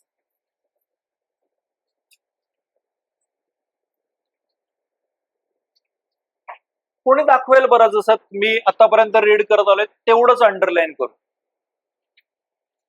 ते समोर येऊन की कसा हा रीड करायचा पॅसेज. दाखव बरं तुमचा पेपर कसा दिसतो ते पॅसेजच्या बाबतीत. एवढं अंडरलाईन करण्याची गरज नाही. तुमचा अर्धा टाइम त्यातच रेड्यूस होईल बघा जर तुम्ही हे केलं तर. काय बाकीच्यांचं काय, हम कहीं के नहीं है दिखाने के लिए असं काही आहे का? काहीच नाही अंडरलाईन. चष्म्याचा नंबर माझा थोडासा आहे.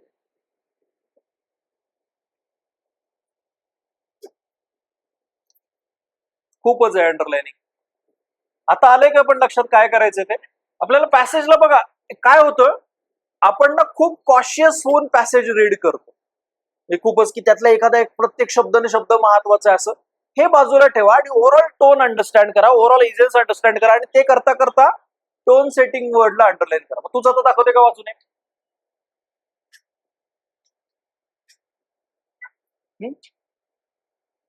जस्ट फक्त काय करायचंय, असे वर्ड्स जे टोन सेटिंग आहेत त्यांना अंडरलाईन करायचं आहे. खाली घेऊ का ते?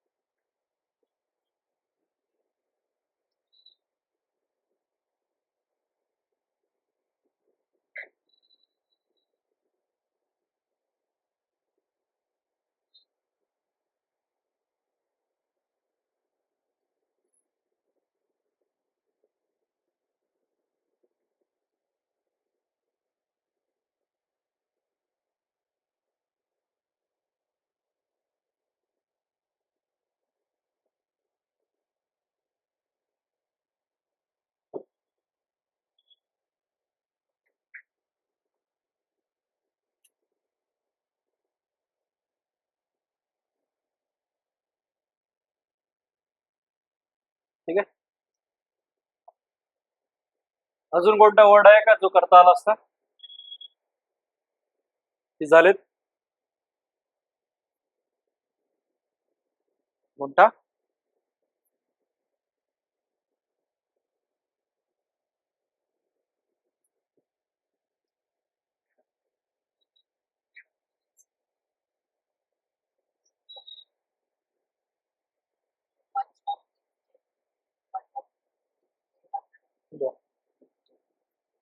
पण आता बघितलं का तू स्वतः किती केले, कमी अंडरलाईन केले. बघा एक गोष्ट लक्षात घ्या की आपल्याकडे इतकी स्वतःची कॅपॅसिटी आहे आपल्याकडे की ते पूर्ण वाचल्यानंतर त्याचा क्रक्स किंवा इजेन्स आपल्याला समजू शकतो. ओव्हर त्याच्यामध्ये ना आपण काय होतो, कॉशियस होऊन जातो. तसे झाले की आता समजा मला काय करायचंय की एक दोन स्टेटमेंटच्या बाबत कन्फ्युजन झालं की पॅसेजला पुन्हा रिव्हिजिट करायचं. तुम्ही जर पूर्णच अंडरलाईन केलं असेल तर पॅसेज रिव्हिजिट करताना पण कशावर फोकस करायचं हे कळत नाही. त्यामुळे तुमच्या अंडरलाईनचा इनवे काय होत नाही, फायदा होत नाही. दुसरं असं की त्याच्यात काही सेकंद आपले जातात एक्स्ट्रा, ते आपण रिड्यूस करून काय करू शकतो, पुन्हा पॅसेज रीड करायला लागला तरी करू शकतो. ठीक आहे, आलंय का लक्षात? Development of agriculture technology is confined to develop countries. Agriculture technology is not adopted in developing countries.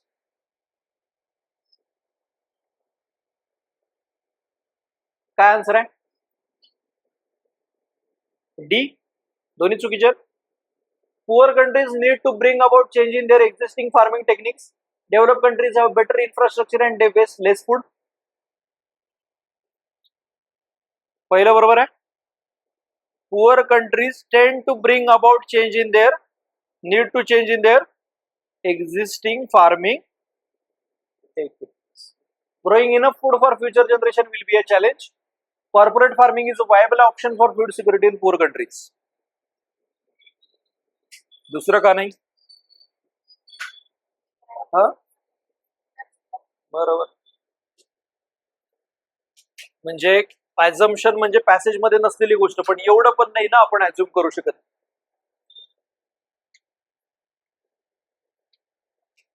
नशीब मोठा पॅसेज आहे आणि त्याच्यात ऍझम्पशन नाही, आपण पुढे जाऊ.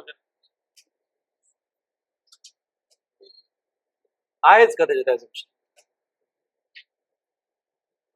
3 क्वेश्चन त्याच्यावरती विचारलेले आहे. ठीक आहे, हा प्रश्न ना, पुढचा बघूया मग.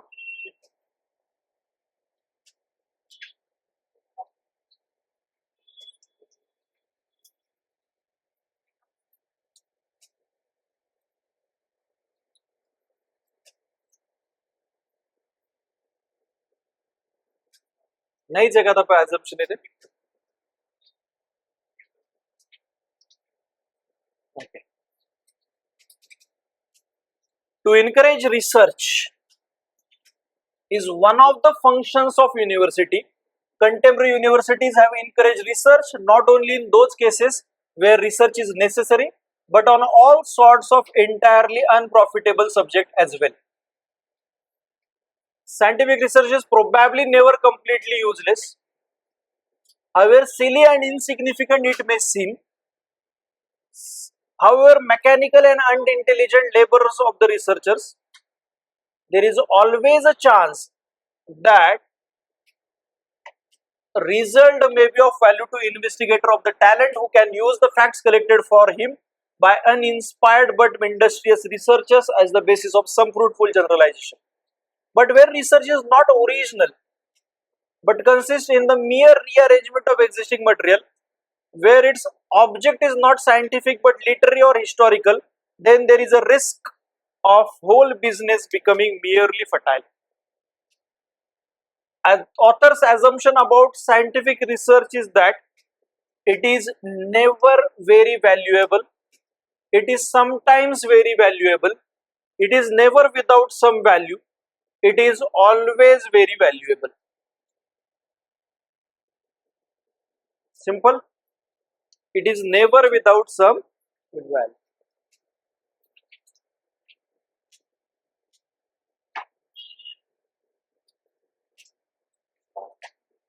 याच्यामध्ये तुमचे कोणते चुकलेत किंवा कोणते डिस्कस करायचे ते सांगा. मेथोडॉलॉजी समजली आपल्याला आता. 12 आलाय बरोबर. चुकलाय कोणाचा 12?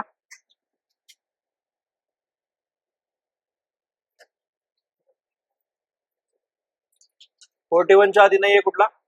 हा आलाय बरोबर.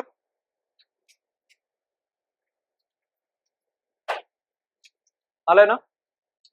कोणता घेऊ मग आता?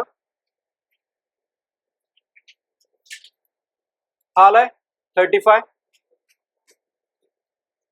सगळ्यांचा आलाय का सगळ्यांचा? हा 41.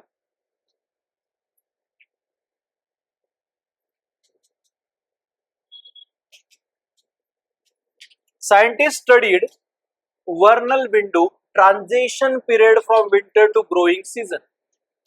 They found that warmer winters with less snow resulted in longer lag time between spring events and more protracted vernal window. This change in the spring timetable has ecological, social, and economic consequences for agriculture, fisheries, and tourism. As the ice melts earlier, the birds don't return, causing a delay or lengthening in the springtime ecological events. Global warming is causing spring to come early and for longer duration.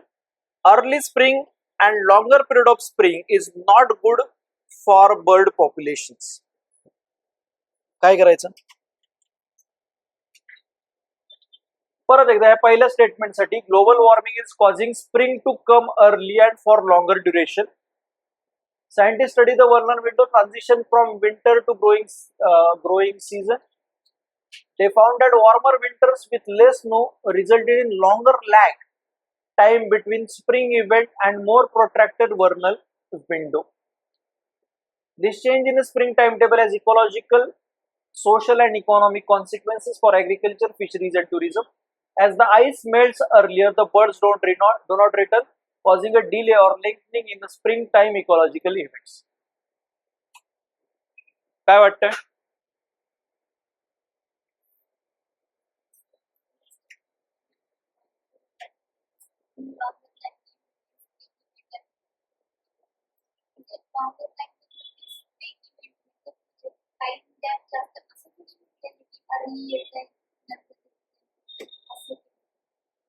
Transition period from winter to growing season. Growing season म्हणजे कुठला season?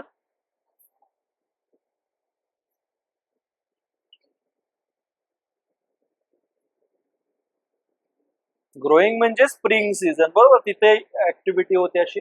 They found that warmer winters with less snow resulted in longer lag time between spring events and more protracted vernal window.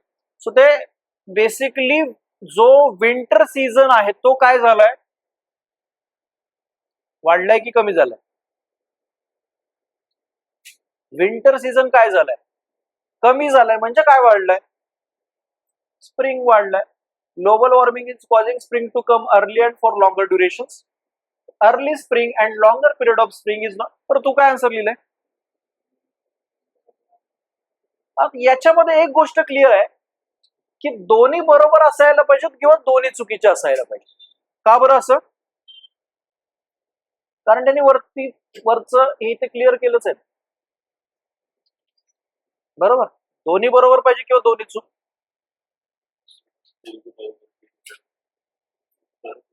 Only one दिलंय आणि हा प्रश्न typical असा आहे की जो चुकू शकतो. ठीक आहे, काही प्रॉब्लेम नाही. तुमचा चुकलाय तर काही प्रॉब्लेम नाही.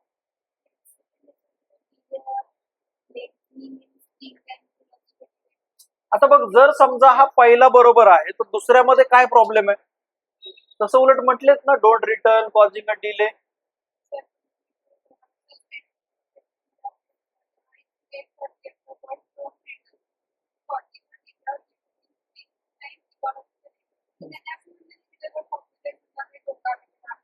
नाही पण परत हा पण म्हणजे याचा अर्थ काय? रिटर्न येत नाही त्याचा अर्थ काय? असं म्हटलेत का ते की ते म्हणजे आता हे आपण आन्सर युपीएससीने दिले म्हणून की अरे ते गुड वगैरे वगैरेचा विचार करतोय, पण लॉजिकली बघायला गेलं तर दोन्ही स्टेटमेंट असे बरोबर वाटतात. पण स्टील तो आन्सर काय होऊ शकतो? चुकू शकतो. काही प्रॉब्लेम नाही. टाइमच्या कन्सिडरेशन मध्ये बघायला पाहिजे एक्झाम हॉल मधला. ठीक आहे, पुढे कुठला आहे अजून जो डिस्कस करायला पाहिजे असं? कोणता?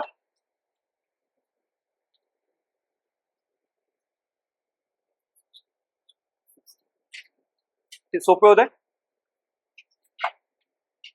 कुठला चुकला?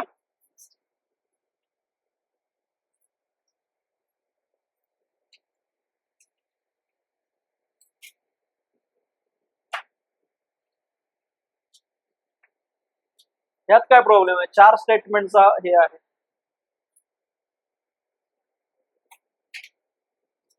Pharmaceutical patents grant protection to patentee for duration of patent term. The patentees enjoy the liberty to determine the prices of medicines, which is time limited to period of monopoly but could be unaffordable to the public. Such patent protection offered to the patentees is believed to benefit the public over longer term because through innovation and research development, although it comes at a cost in the nature of higher prices for the price protections through a legally validated price for medicine through recurrency of patient, provide a patentee with a legitimate mechanism to get returned the cost incurred in innovation and research. Patent protection given to patentee put a huge burden on public purchasing power in assessing patented medicine. Dependence on other countries for pharmaceutical products is a huge burden for developing and poor countries. Providing medicines to public at affordable prices is key goal during the public health policy design in many countries. Government needs to find appropriate balance between right of patentees and requirement of patients. कोणतं पहिलं include करायचं किंवा exclude करायचं?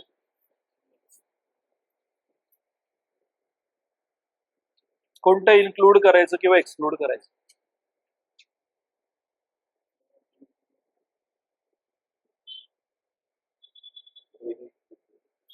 पहिलं include करू शकतो. Okay, अजून दुसरं की कुठल्या कंट्रीवर तुम्ही डिपेंडंट आहात वगैरे, हे थोडस डायरेक्टलीच प्रॉब्लेमॅटिक वाटतं. चौथं बरोबर आहे. पहिल्या आणि तिसऱ्या मधलं कोणतं घ्यायचं?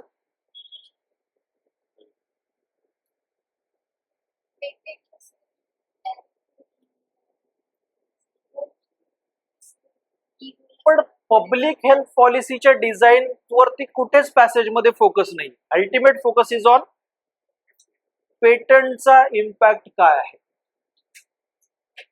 पेटंटचा इम्पॅक्ट जरी असला तसा तरी ते काय म्हणतात की ते गरजेचं पण आहे आणि म्हणूनच चौथं स्टेटमेंट म्हणते की बॅलन्स करतं न जमलं पाहिजे. So 1 and 4. ठीक आहे. सो काय बेसिक रूल्स आहेत याचे ओव्हरऑल कॉम्प्रिहेन्शनचे आणि त्यातल्या त्यात ॲझम्पशनचे?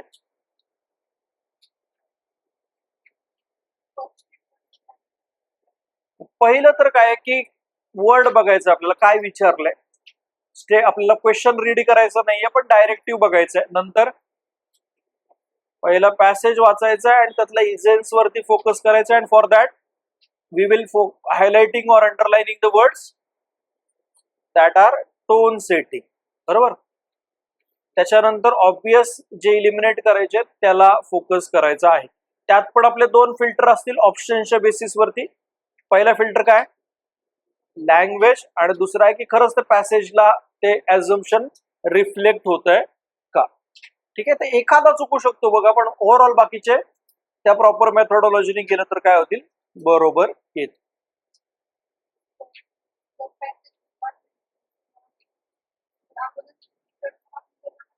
नाही, कुठलंही पॅसेज छोटा असू द्या मोठा असू द्या पहिला पॅसेजच वाचला पाहिजे. याचं कारण आहे जर तुम्ही स्टेप मिस केले मेथोडॉलॉजी मिस केले तर मग ते तशा प्रकारे वर्क होत. अजून काही प्रश्न?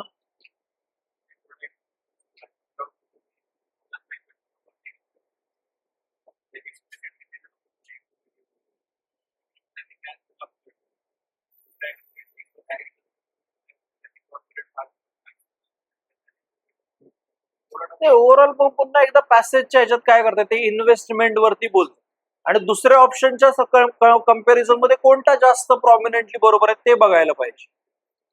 ते पुन्हा काय आहे की बघा प्रिलिम मध्ये असं हे नसतं की तुम्ही राईट आन्सर कडे जायचं, तुम्हाला जास्त अप्रोप्रिएट आन्सर पर्यंत जायचं. तर त्या कंटेक्स्ट मध्ये जास्त अप्रोप्रिएट आन्सर कोणता आहे ते बघायला पाहिजे. ठीक आहे. अजून